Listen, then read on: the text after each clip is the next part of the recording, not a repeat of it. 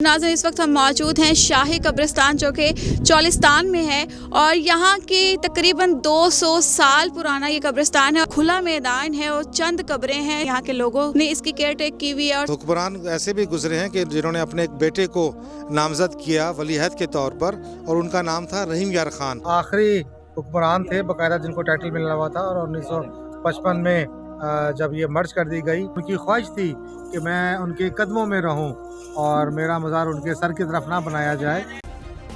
Subscribe करें और bell दबाएं ताकि कोई खबर रह न जाए।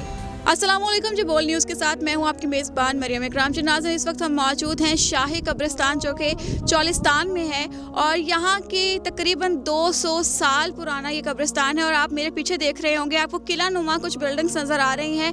ये बिल्डिंग्स किला नहीं बल्कि शाही फैमिली के जो औरतें थी उनको इन किलों के अंदर दफनाया गया है और जो मर्द हजरात थे उनको बाहर ये जो कब्रें हैं, बड़ी बड़ी कब्रें हैं, इनके अंदर दफनाया गया है। बाइज़्ज़त ख़वातीन थी जिनको पूरे पूरे महल बनाकर उसके अंदर दफनाया गया है। और काफ़ी यहाँ पर हिस्ट्री है कि 200 साल से ये एक खुला मैदान है और चंद कब्रें हैं सिर्फ रॉयल फैमिलीज़ की। यहाँ के लोगों ने इसकी केयर टेक की हुई है और सफाई का बहुत ख्याल रखा गया है। मजीद हिस्ट्री जो है वो यहाँ पर जानते हैं, हमारे साथ रहिए। जी नाज़रीन, इस वक्त हमारे साथ रीजनल मैनेजर TDCP भावलपुर मौजूद हैं जिनसे हम ये जानते हैं कि ये कब्रिस्तान की हिस्ट्री क्या है, बिकॉज इनसे बेहतर कोई नहीं जानता। अस्सलाम वालेकुम सर। जी वालेकुम सलाम। सर मुझे ये बताएं कितने साल एग्जैक्ट कितने साल पुराना है?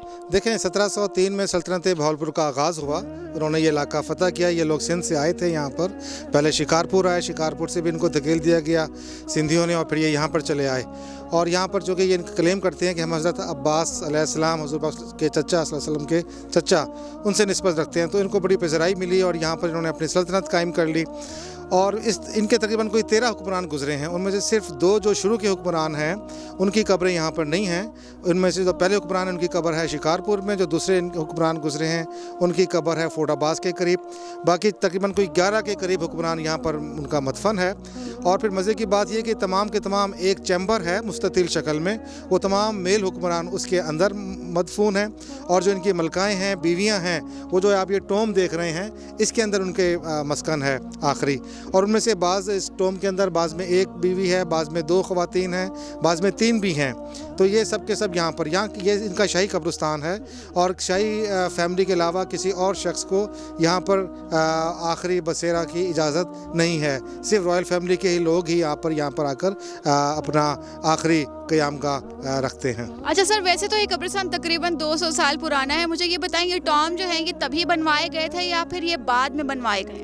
नहीं, ये टॉम जो है वक्त के साथ साथ जो इनकी सल्तनत जो कि 250 साल की लंबी मुद्दत है, तो जो मतलब पीरियड गुजरता गया और जब डेथ होती गई उसी हिसाब से मतलब यहाँ पर इनकी तामीरात होती गई।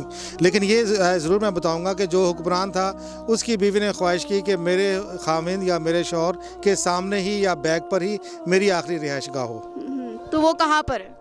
जैसे आप देख रहे हैं ये सामने ये मुस्ततिल चैम्बर है और जो हुक्मरान फौत होता है उसकी बीवी भी चाहती है कि मैं उसके सामने ही या उसकी बैक पर। जैसे अब आखिरी जो हुक्मरान थे जिनका कि 1955 में इंतकाल हुआ, उनकी एक बीवी इंग्लिश थी, वो जो इंग्लिश रॉयल फैमिली है ब्रिटिश, उनकी वो फर्स्ट कज़न थी। तो उन्होंने ख्वाहिश का इजहार किया कि मैं उनके पाँव कदमों की तरफ मेरी आखिरी क़यामगाह हो।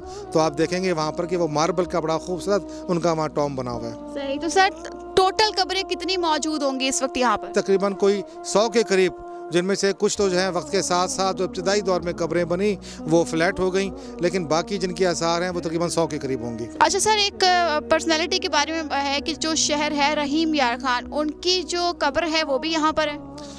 बिल्कुल सही कहा आपने।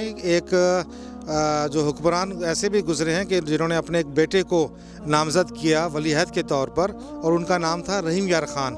लेकिन वो कम सिनी में ही उनका इंतकाल हो गया, वो हुक्मरान नहीं बन सके। तो अंदर जो मेन चैम्बर है उसमें उनकी एक छोटी सी कब्र भी है। तो वो वलीअहद नामजद हो गए थे लेकिन हुक्मरानी उनको नसीब नहीं हुई। उनका नाम ये रहीम यार खान, उन्हीं के ही नाम पर रहीम यार खान जो शहर है सादकाबाद के साथ, वो उन्हीं के नाम पर है। सर ये किला की शक्ल एक रोनुमा करता है और काफ़ी बड़ी जगह है, तो मुझे ये बताएं कि साफ़ सफाई केयर टेक इसका कौन करता है?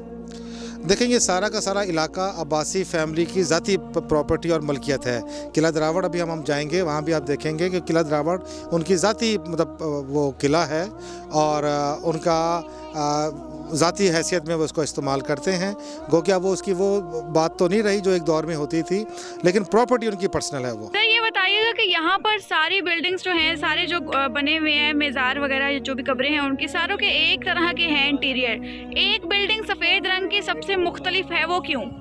आखिरी हुक्मरान थे बाकायदा जिनको टाइटल मिलना हुआ था, और 1955 में जब ये मर्ज कर दी गई तो रियासत, तो वो फिर इंग्लैंड चले गए थे। तो वो उनकी ज़ौजा हैं, उनकी बेगम हैं, और वो इंग्लिश थी। वो जो रॉयल फैमिली आपकी है बरतानिया की, और मलका एलिज़ाबेथ, तो उनकी वो कज़न थी, और उनसे शादी की थी आखिरी हुक्मरान ने। और उनकी ख्वाहिश थी कि मैं उनके कदमों में रहूं और मेरा मज़ार उनके सर की तरफ ना बनाया जाए।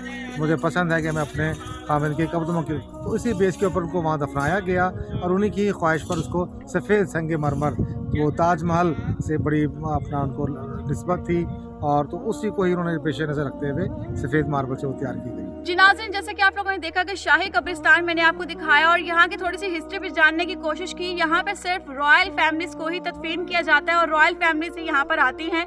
उम्मीद करती हूँ वीडियो आपको बहुत पसंद आई होगी। कमेंट सेक्शन के अंदर अपनी कीमती राय से लाजमी आगाह कीजिएगा। अभी तक के लिए मुझे दीजिए इजाज़त। अल्लाह हाफ़िज़।